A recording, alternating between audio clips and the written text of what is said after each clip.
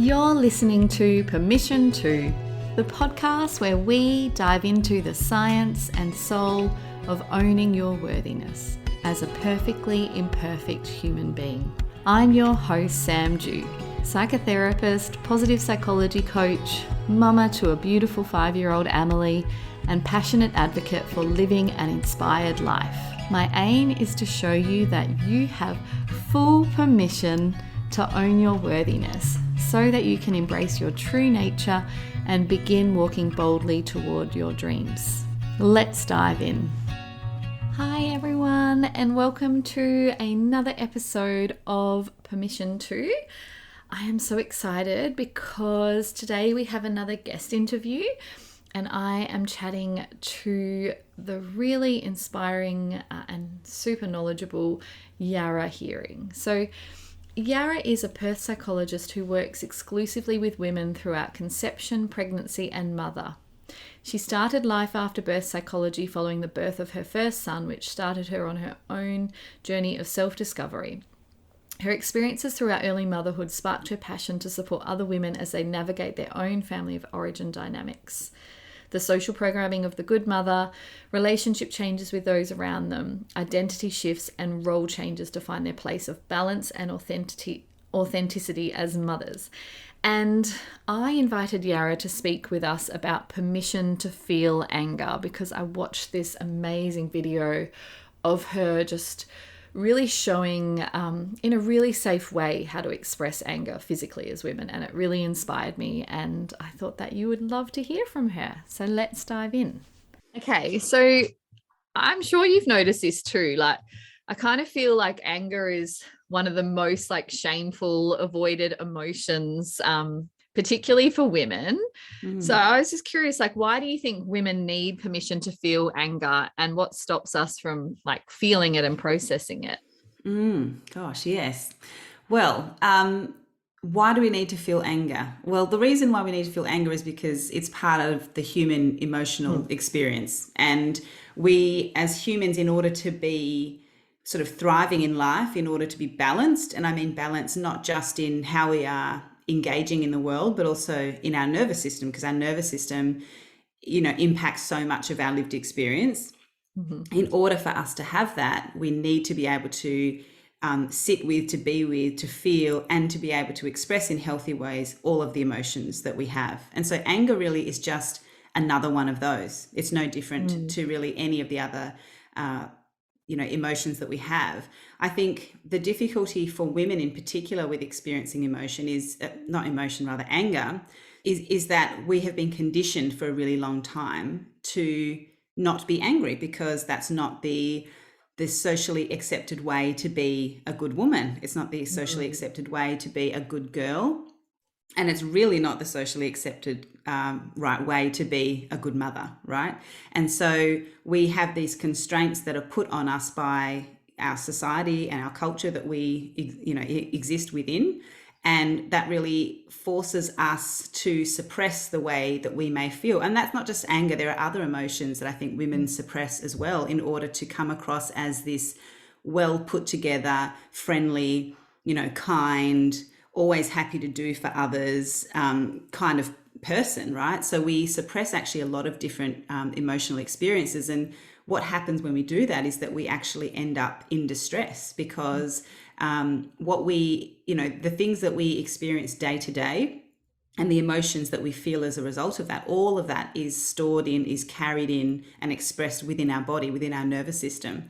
And so when we are carrying around anger, for example, that we haven't been able to process and express in a healthy way in our bodies or otherwise, what actually happens is that we're creating this kind of pressure system within our being, within our physiological body, but also within our spiritual and within our sort of mental or psychological selves. And eventually what happens is that does come out in some kind of way.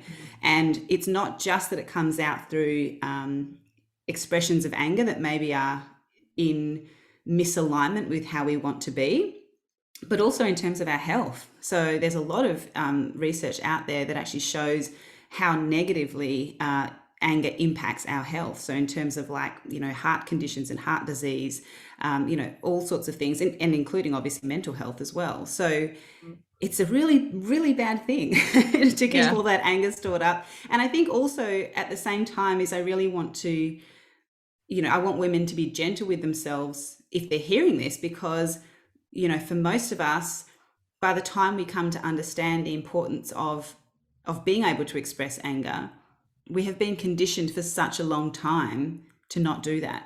And so it's not that it's any failing of ours. It's not because we're, not strong enough or anything like that. It's actually just that we've been conditioned for a really long time. And so it's really difficult to actually come out of that and to come to accept that.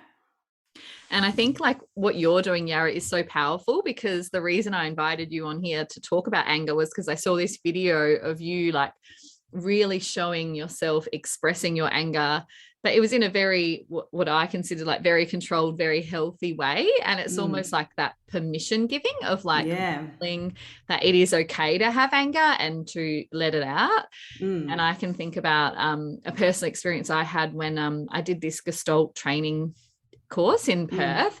And it was kind of like personal work, but also learning to be a therapist as well. And I remember like just being really inspired by some of the people in that group who were like, they had like really creative, really amazing ways of expressing anger. And one thing I learned was to like go in the car. This is how I express my anger now. If I really need to, like, I will just go in the car and like have a little rage out, like scream and just get it all out.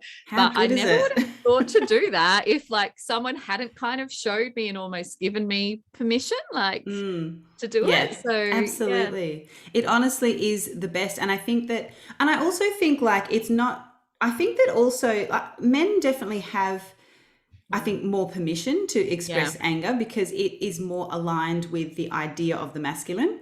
But I think that even for men, I think that many of us are trying to be very controlled in our lives. And a lot of that is because we live, I'm talking about for us here in Australia and other people in very Western kind of cultures, we live in this very hyper-masculine, patriarchal kind of world, which really values masculine traits, right? And so masculine traits are things like, stability and, so being able to stay the same all the time and being able to be very focused and not distracted, and stability across lots of different areas, including emotions, right? And so, when we show anger, that I think for many people symbolizes like a lack of stability or an instability. And so then that's going against this valuing of that masculine trait. It's going against that patriarchal valuing of that. And so I think it can feel really vulnerable for us to actually give ourselves permission to actually let go, to not be in control, right? Because if we actually want to process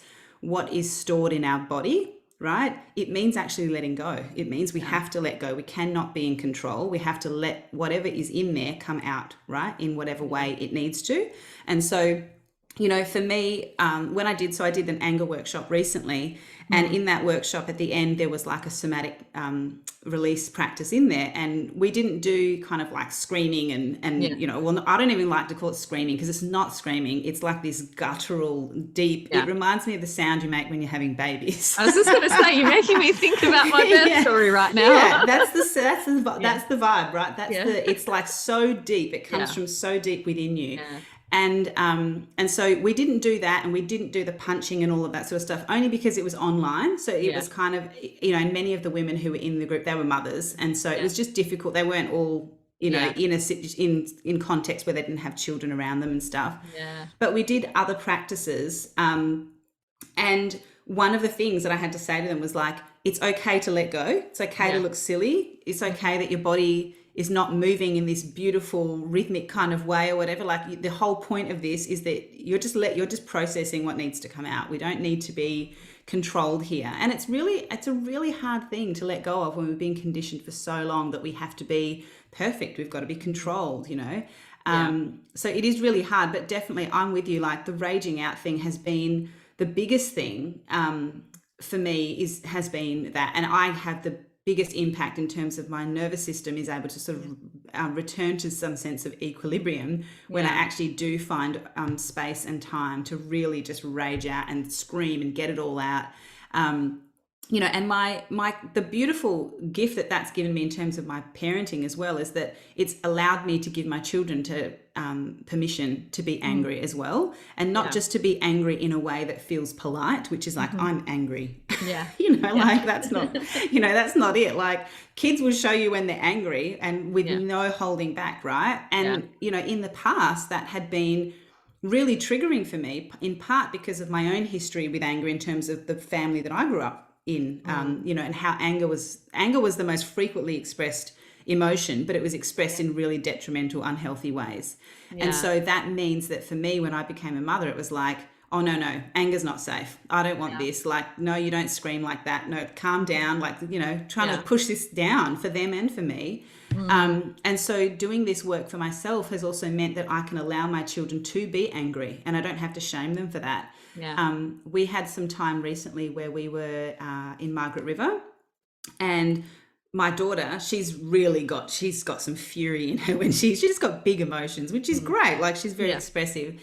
But she really directs her anger at people when she gets angry. And I picked her up one day and I said to her, you know, oh, you're so angry and it's okay that you're angry. You really need to get this out, don't we? It doesn't feel nice inside your body. And I said, let's go outside. And when you want to scream, just turn your head away from me. Yeah. So we went outside and she was just screaming out into the bush and I was just holding her. And then she had this smile on her face about halfway through. And then eventually she was like, okay, I'm done. We went back inside and I went to go and start making some breakfast, and her and her brother ended up in an argument, and she put down whatever she was doing with this really grouchy face, stormed her way outside and just started screaming on the deck out into the bush again.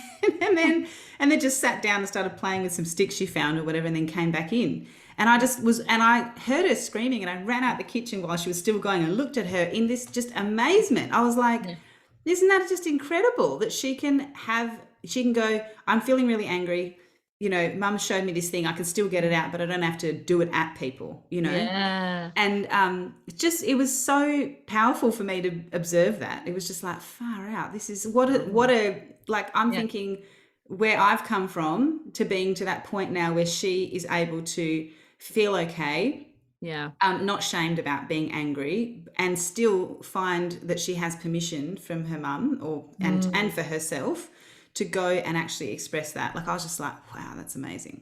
Sounds like so part of your journey with anger has been around like learning how to have a safe space for yourself with anger, but then also giving that to your daughter, which is so powerful. Yeah. And I think what I was thinking is like, because often my daughter will direct her anger at me, which I find really triggering as well. Yeah. The idea of actually giving her permission to direct it outward is so much more healthy and powerful and healing, right? So totally. And even like, you know, kids can become quite physical when they're angry as well. Yeah. And you know, one of the things that I was telling the ladies in the workshop, and I tell my clients, is like when they're doing that, because they're also, you know, there's also like biological aspects that people need to understand about what's happening in the brain when people get angry. And the basics is that you're just not rational when you're at that point. Like when you're flipped and you're screaming like that, or you're punching like the kids are, they're just not in a space where you can be rational with them. So even, you know, grabbing a pillow and just putting it in front of you so they can keep punching that. And if they try and get around and punch you, you move around with the pillow. So they're still able to do it. They're getting it out. You're not doing the rationalizing about you can't punch me and all the rest of it, because that's just going to piss them off worse. And, you know, and so you're giving them like, they're learning through that. No, I can't punch mum, but I can punch the pillow. And then later on you can talk about that, you know? Yeah.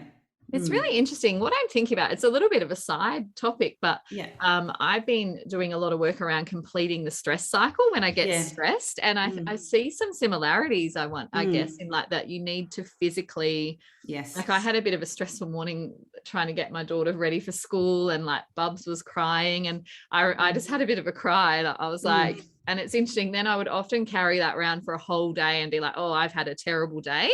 But I kind of had this idea that, okay, you've had a stressful morning, Sam, and now you need to complete the stress cycle and move on. And so I turned on a song and I danced it. And you know what you said about like not being worried about what your body looks like. Yes. I danced in this real, like, I've just got to shake this stress out. Yes. And I had such a better day after I did that. And I was just curious if you see any like parallels between stress and anger and that need for like the physicalness to oh, move absolutely. Yeah. So the way that I view this, so I do a lot of the work. Well, a lot of the work that I do is really somatic based and really, so it's a very bottom up approach in opposition to a top down, which is basically doing all the thinking. And so for me, anger is just a manifestation of fight or flight. That's what that is. And fight or flight means that your nervous system is detecting threat, and stress is another type of threat. So stress also, we react with fight or flight, which is why when we have a lot on our plate and we're very stressed out, we can be more angry at those times as well, because we lose our patience, we have less resources, our nervous system is not responding with as much flexibility as is required in order for us to be responding to challenge in more effective ways or with more other kinds of resources, right? And so, so completing the stress cycle, it's the same as trauma work. It just basically means that when you experience something that your nervous system responds to, if you don't have an opportunity to actually complete that cycle and to process that, for your body to process it, it just gets stuck there. You get stuck in that place. And in terms of anger, what that means, and even stress, is that it just builds. It just continues building and building. So it's like, you know, if you didn't complete that stress cycle that day, it's like, imagine that you're carrying a backpack and you've just put that bit of stress in there, and then you go about your day and then something else stresses you out. So you throw that in the backpack and you keep going. And what's happening in that process is that the nervous system is losing flexibility the more we do that. And what I mean by flexibility is that if we think about, so from polyvagal theory, they kind of talk about this sort of hierarchy in the nervous system. And so when we are in our green zone, it's kind of like we're able to socialize, we're able to respond to challenges that exist. And what that looks like is that we're, you know, it's kind of like window of tolerance stuff. So we're moving, dipping in and out of that throughout the day when small challenges happen. And then we're able to come back to a balanced sort of homeostasis kind of place. When there are things that are too outside of that for us to deal with, we respond with either activation into this fight or flight, which is like obviously running away, getting angry, whatever. And there's also actually in fight or flight, we also have fawn, which is like people who apparently are smiling on the outside and looking fine, but inside their nervous system is totally showing this fight or flight kind of activation. Or we go into the freeze response, which is, you know, where we just kind of have a shutdown. We might dissociate. People with depression, you know, that's what that looks like basically. And so when we have this backpack that we're carrying around full of our stress response or angry experiences that we haven't allowed to be expressed, what happens is that because we're talking about fight or flight there, we kind of get stuck there. We get stuck outside of that window of tolerance.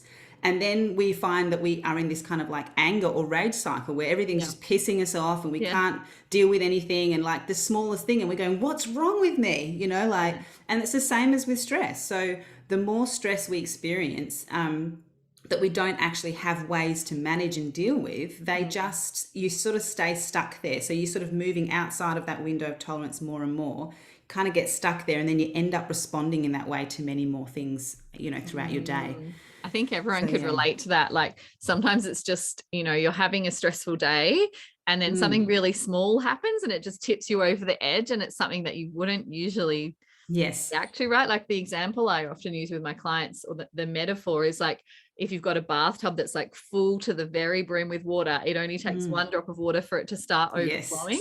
Yes. And that's generally how I see a lot of our emotions. Like if we don't find a way to release them, then, you know, it might be that one car that pulls in front of you and you usually don't get road rage, but because like there's been a buildup of anger and stress. Yeah, absolutely. Which is why it's just so important to, you know, find a way that works for you to release stress. And that can look like, so there's sort of two things as well. Like, so when we're talking about anger, there's like what you do in the moment in terms of how do we manage anger once we realize that we've already gone over the edge, right? Or that we're noticing that it's coming up. What do we do in that moment? But then also, what do you do in your day to day that actually means that you're returning your nervous system back into the green zone on a regular basis, so that it has that flexibility maintained as well. So, you know, and in that space, it's like those things might look like, for some people, yoga. I did yoga on Tuesday and I just was like, oh my God, I never want to leave. It's just amazing.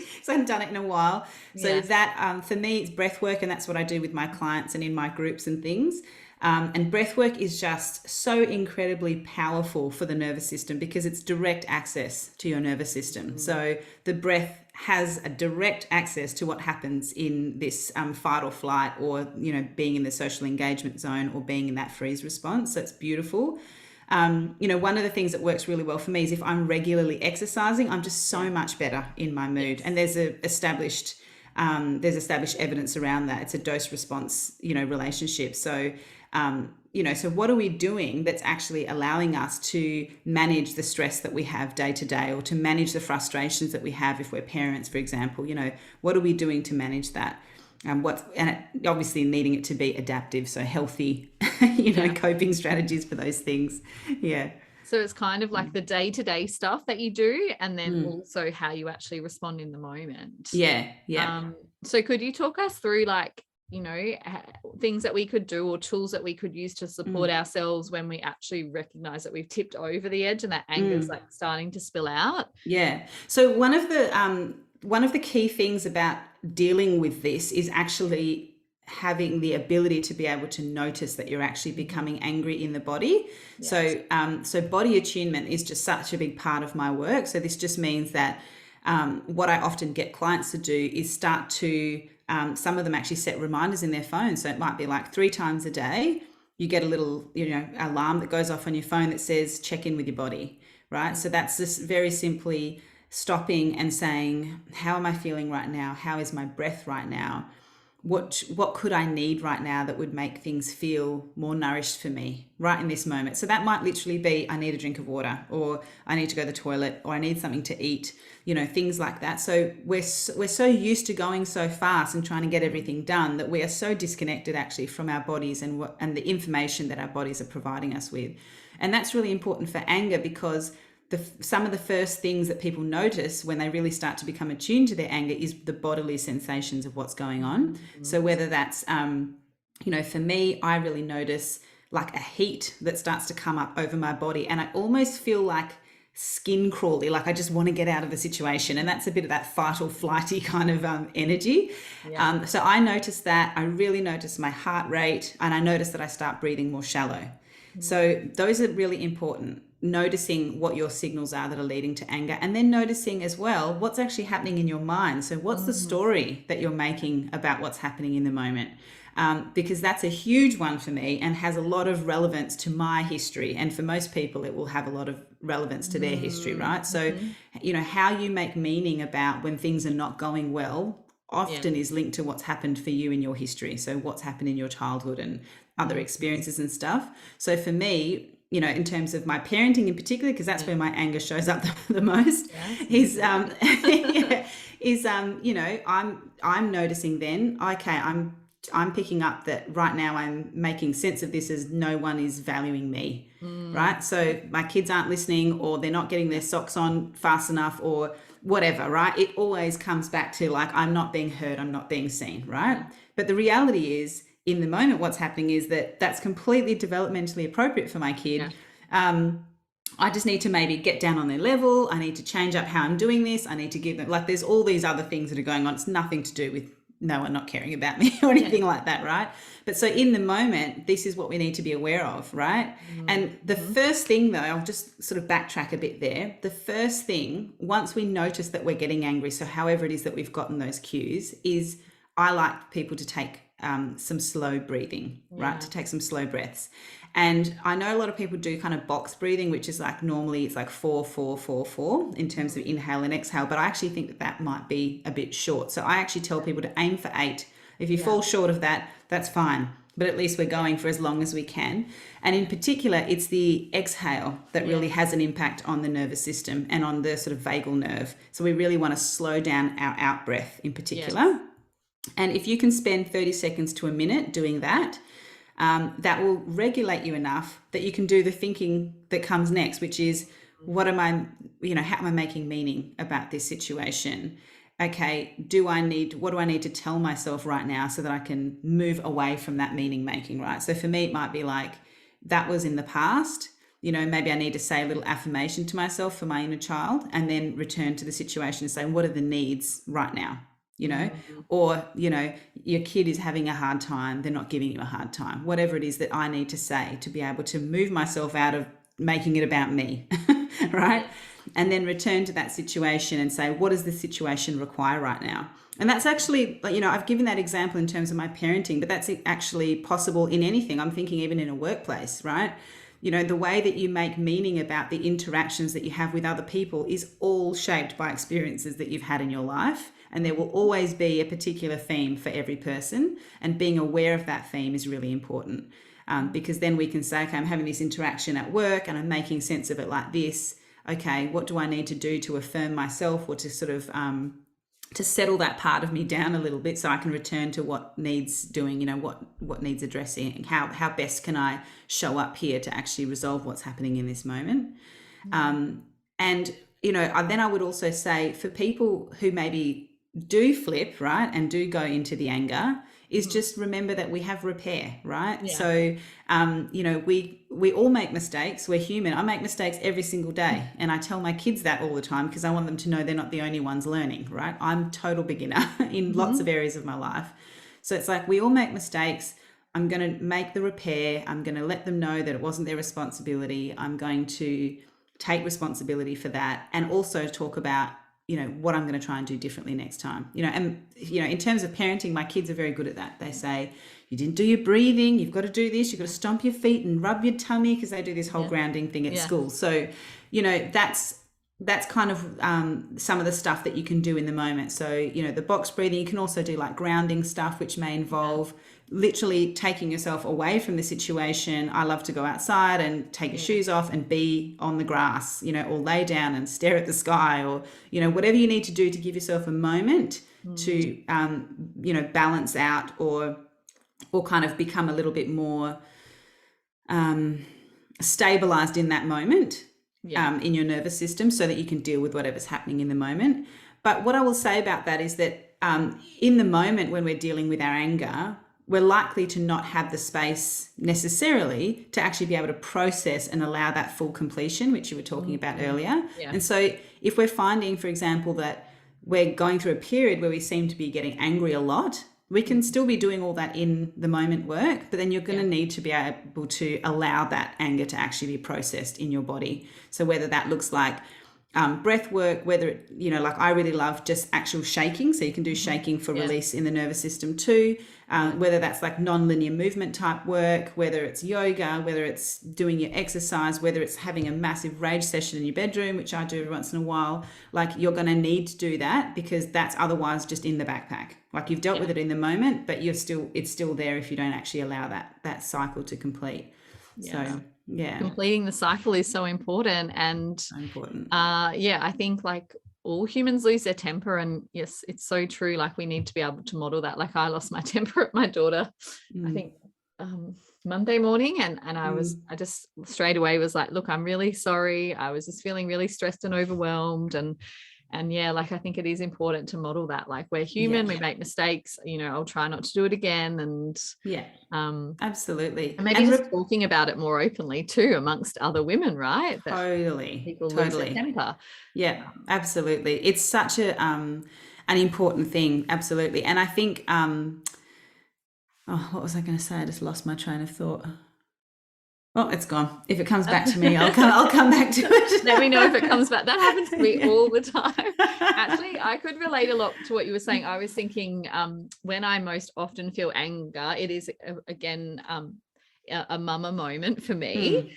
It's in my relationship to my children. But it's got a lot to do with how I was parented as well. Like my parents were very strict, very black and white when I was a child. So you don't question You Yes. never questioned if it was a no, but Mm. I've made a conscious effort to raise my daughter to, to have that sense of power and voice. But sometimes when she uses it and it feels like it's too much for me, Yes. I think it brings back up that thing of, well, you're the child and I'm the adult. Yes. So Yes. it's so interesting, even though I've chosen to parent differently and to have a different set of beliefs, when I'm dysregulated, like I actually go back to how I was parented and like totally, of course. And I think for parents who are choosing to raise their children in very different ways to the way that they are raised, they're the parents that have to do the most inner work, because you have to be very aware and very conscious of what you are doing, how you're speaking, what you're projecting, like what is the what's the process that's happening within that relationship between you and your child? What is it bringing up for you? What are you seeing that isn't actually theirs, right? Yes. There's so much of that work to do when you are consciously bringing up your children different to the way that you've been raised. And also, I just also wanted to say that, in the case of mothers specifically, it's not, I think that people also, they get almost surprised, and it doesn't make sense. They get surprised about mothers feeling angry, or the extent to which mothers feel angry, because there is this unrealistic expectation that mothers, because they're caregiving and they love their children, they love being a mother and all this bullshit, right? That they just don't get angry, because if you loved your children and blah blah, then why would you got to be angry about? And what I also always love to say to mothers is, you have every reason to be angry. You have every reason to be angry, and to be angry a lot. There are many injustices in terms of being a mother in the world that we live in. Yes. And that's on top of the amount of things that you are trying to do. And being a modern mother, it's like the level of awareness about all of these different things that you have to be watching out for your children and for you and blah, like it's a lot, right? Yeah. And then you add in, if you're a mother that's working as well, like there is a lot going on for us as mothers. And what that means is that our nervous systems are at capacity, if not overwhelmed, a lot of the time. Yeah. And so I think that many of us just need to remember and be gentle with ourselves and know that there is so much that we are carrying, that it is no surprise that mothers in particular are feeling angry a lot of the time. Yeah. But I think also that that's also a signal and an indication that we may need to look at what's happening in our lives and say, is this the most nourished way that my life could look? Like what other things can I look at? And so in my workshop, we talk about like the hierarchy of needs for mothers. And and so coming back to that and saying, well, what actually matters in this mothering experience of mine? Like, what do I want it to look like, rather than all these other expectations that I'm living up to that are making me feel depleted and resentful, right? Yes. So just another what that made me think of is what helped me a lot, and I think this is very supportive for my coaching clients as well, is like looking at your anger as a communication tool. Totally. Like actually, okay, when I'm angry, what else is going on? Like is there a pattern to my anger as well? Like, Yep. Anger doesn't come from nowhere. It's absolutely, it's a message to you about, you've got needs that desperately need meeting. You need to let go of some stuff. You need stronger boundaries.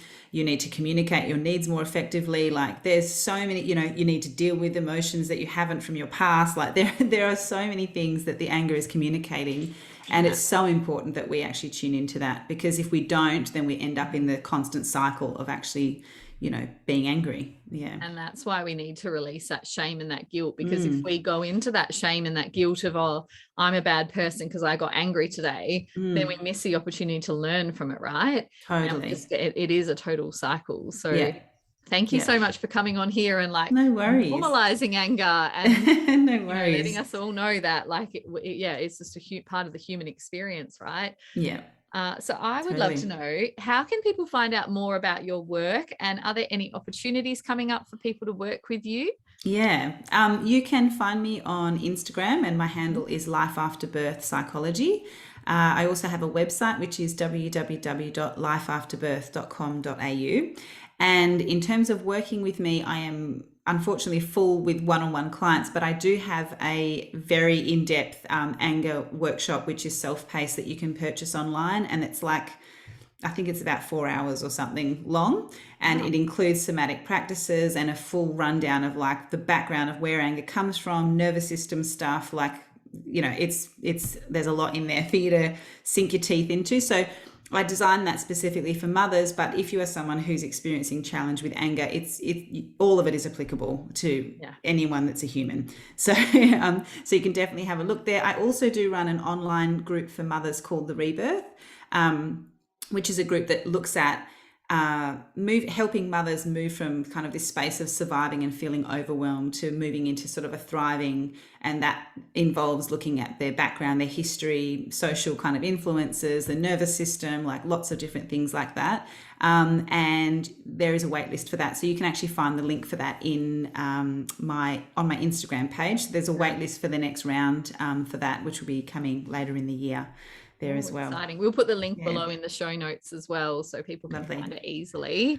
Well, beautiful. Thank you so much. That was just like, I hope everyone gets as much out of it as I did, because I know I just feel like very, I don't know, affirmed. I feel like, something about it's very honoring to talk about anger and to acknowledge that it exists. So thank you so much. Beautiful. No worries. Thank you so much, Sam.